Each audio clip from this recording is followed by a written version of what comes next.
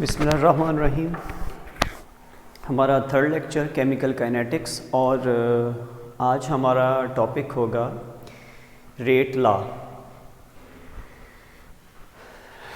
तो rate law को समझने के लिए आपको पहले ये समझना होगा कि किसी भी रिएक्शन का जो रेट है it depends upon more than two और मोर देन टू फैक्टर्स। अब ज़्यादातर जो फैक्टर्स रेट ऑफ रिएक्शन को अफेक्ट करते हैं उनमें एक तो टेम्परेचर है और दूसरा है कंसंट्रेशन ऑफ रिएक्टेंट्स और प्रोडक्ट्स।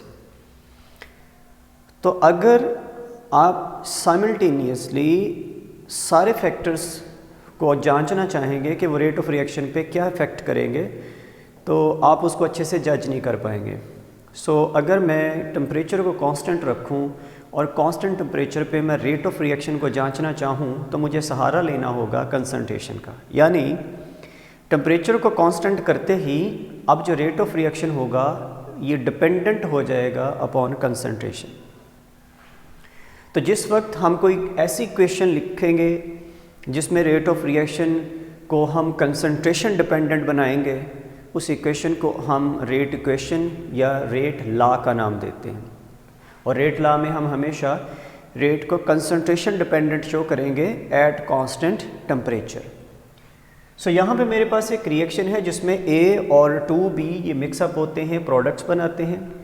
जब मैं इस रिएक्शन का रेट लिखूँगा और रेट ऑफ रिएक्शन के बारे में हम पिछला लेक्चर जो था हमारा इसी हवाले से था कि it can be with respect to A और B, लेकिन यहाँ पे आप जब ओवरऑल रेट इक्वेशन लिखेंगे so it will be A and B square according to law of mass action।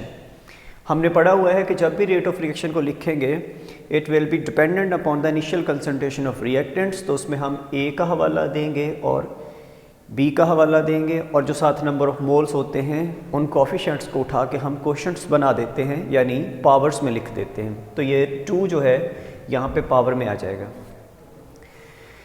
यहाँ पे इस चीज़ को जानना ज़्यादा ज़रूरी होगा कि जो रेट इक्वेशन है यानी रेट जो है वो हमारे पास रिएक्टेंट्स हैं A है B है, उसके ऊपर जो जिन कोफिशिएंट्स को हमने कोशेंट्स बनाया था क्या वाकई ही वो जो रेट है इनकी पावर्स जो हैं मतलब कोशेंट को हमने कोफिशिएंट्स को जब कोशेंट बनाया तो क्या वही लिखना होंगे हमें रेट इक्वेशन के अंदर।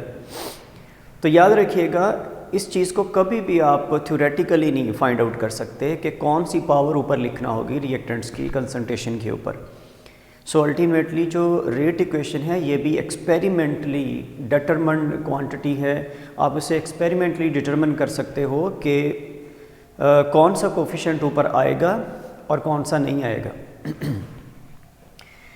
अल्टीमेटली मैं यहाँ पे एक जर्नल सी इक्वेशन लिख देता हूँ MNN could be any value, it could be 0, 1, 2, 3, 4 and 5 and so on, but ये ज़्यादातर 2 या मैक्सिमम 3 तक ही लिखे जाते हैं। यानी M और N कोई भी वैल्यू हो सकती है, could be in fraction और it could be 0, 1 and 2। ये हम थ्योरेटिकली डिटरमिन नहीं कर सकते, हम एक्सपेरिमेंटली डिटरमिन करेंगे the values of M and N।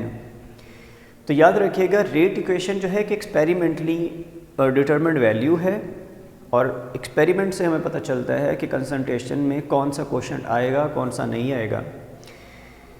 यहाँ पे इस इक्वेशन को लिख के हमें ये वाज़े पता चलता है कि rate of reaction is dependent upon concentrations.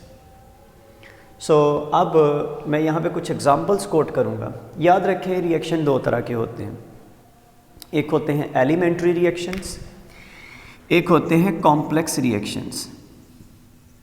Elementary reactions वो हैं जो एक ही स्टेप पे मुश्तमिल होते हैं और जितने भी एलिमेंट्री रिएक्शन हैं जो सिंगल स्टेप रिएक्शन हो उसमें हमारे लिए रेट इक्वेशन को फाइंड करना थ्योरेटिकली आसान है। हम उस एक स्टेप के अंदर मौजूद तमाम जो कोफिशिएंट्स हैं उनको उठा के कोशेंट्स बना देंगे और वो हमारी रेट इक्वेशन हो जाएगी। यानी वही एक्सपेरिमेंटली डिटरमिन्ड वैल्यू होगी, वही थ्योरेटिकली डिटरमिन्ड वैल्यू। लेकिन अगर एक रिएक्शन एक से ज़्यादा स्टेप्स पे मुश्तमिल है जिसको हम कॉम्प्लेक्स रिएक्शन कहते हैं, तो कॉम्प्लेक्स रिएक्शन में हमें चूज़ करना होता है एक ऐसे सिंगल स्टेप को that will be the slowest. और हम पढ़ चुके हैं कि that slowest step is called rate determining step. तो कॉम्प्लेक्स रिएक्शन में we will have to choose the rate determining step. उस रेट डिटरमाइनिंग स्टेप में जो कोफिशिएंट्स होंगे वो क्वोशंट्स में आएंगे और फिर वो रेट इक्वेशन बनेगी। Ultimately this is 100% experimentally determined value. And if we are dealing with the elementary reaction, then theoretical and experimental value same, and rate equation can be written down by using the simple theoretical equations. So यहाँ पे हमारे पास कुछ examples हैं, यानी बज़ाहिर जो हमें लग रहा होता है अक्सर वो कोफिशिएंट में नहीं आएगा। जैसे H2I2 मिक्सअप होते हैं 2HI बनाते हैं। जब आप इसका रेट लिखेंगे याद रखिएगा this rate will depend upon both hydrogen and iodine. So आप बात करेंगे NO2 की, तो यहाँ पे भी रेट इक्वेशन में आप NO2 के ऊपर ये जो 2 लिखा हुआ है वही लिखेंगे। But here you can see we decompose ammonia into nitrogen and hydrogen. जब आप इसका रेट लिखेंगे तो बज़ाहिर थ्योरेटिकली NH3 के ऊपर स्क्वायर आना चाहिए, 2 आना चाहिए, लेकिन यहाँ पे 0 होता है बिकॉज बहुत सारे ऐसे रिएक्शंस हैं जो इनिशियल कंसंट्रेशन पर डिपेंड नहीं करते, जिनमें एंजाइमेटिक रिएक्शंस होते हैं, जिनमें फोटोकेमिकल प्रोसेसेस होते हैं, या जिनमें ऐसे रिएक्शन जो सरफेस कैटलाइज्ड हों। क्योंकि अमोनिया का जो डिकम्पोज होना ये एक कैटलिस्ट की सरफेस के ऊपर रिएक्शन होता है, तो surface catalysed reaction are often 0 order, तो वो इनिशियल कंसंट्रेशन पर डिपेंड ही नहीं करते, तो उसके साथ 0। तो देखिए बज़ाहिर ये 2 आना चाहिए था बट नहीं आया। ये हमें पता चलता है एक्सपेरिमेंट से that rate of decomposition of ammonia does not depend upon the initial concentration of ammonia. Apparently it looks that it should be dependent upon the square of the concentration of ammonia. So यहाँ से हम आगे बढ़ते हैं। इस चीज़ को मैं further detail से एक्सप्लेन करूँगा, हमारे नेक्स्ट लेक्चर होगा वो होगा ऑर्डर ऑफ रिएक्शन के बारे में। सो आज हम मॉलिक्यूलरिटी को स्टडी करेंगे। मॉलिक्यूलरिटी क्या है? मॉलिक्यूलरिटी जो है किसी भी रिएक्शन के अंदर जितने रिएक्टेंट्स एक्टिवली पार्टिसिपेट कर रहे हैं हम उनको उस रिएक्शन की मॉलिक्यूलरिटी बोलते हैं। यानी number of particle taking part in a chemical reaction is called molecularity of that reaction. Here you can C bromine converts into 2 atomic bromine, so there is a 1 molecule of bromine, so its molecularity is equal to 1. So this reaction is unimolecular reaction. Conversion of malic acid into fumaric acid, ये एक rearrangement है जिसमें space में जो groups हैं वो अपनी जगह शफल करते हैं। तो इसकी इसमें जो कन्वर्जन है it is also unimolecular reaction because एक मॉलिक्यूल पार्टिसिपेट करता है। और अगर आप हाइड्रोजन आयोडाइड की डिकम्पोजिशन देखेंगे into H2 and I2, it is bimolecular reaction because 2 molecule of hydrogen iodide participate into this reaction. It will be bimolecular, it will be termolecular because there are 2 molecules of nitric oxide and 1 is of oxygen, so it will be termolecular. तो molecularity के बारे में बताता चलूँ। अक्सर जो high मॉलिक्यूलरी reactions होते हैं हम उनको अवॉइड करते हैं, मतलब हम मानते हैं कि वो रेयर हैं, यानी जिसमें मोर देन 3 और 4 रिएक्टेंट्स होंगे वो रिएक्शन ज़रा कम ही हमें मिलते हैं, क्योंकि हम कोलेजन थ्योरी को मानते हैं। कोलेजन थ्योरी कहती है अफेक्टिव कोलेजन्स होंगे तो रिएक्टेंट प्रोडक्ट्स में कन्वर्ट होंगे।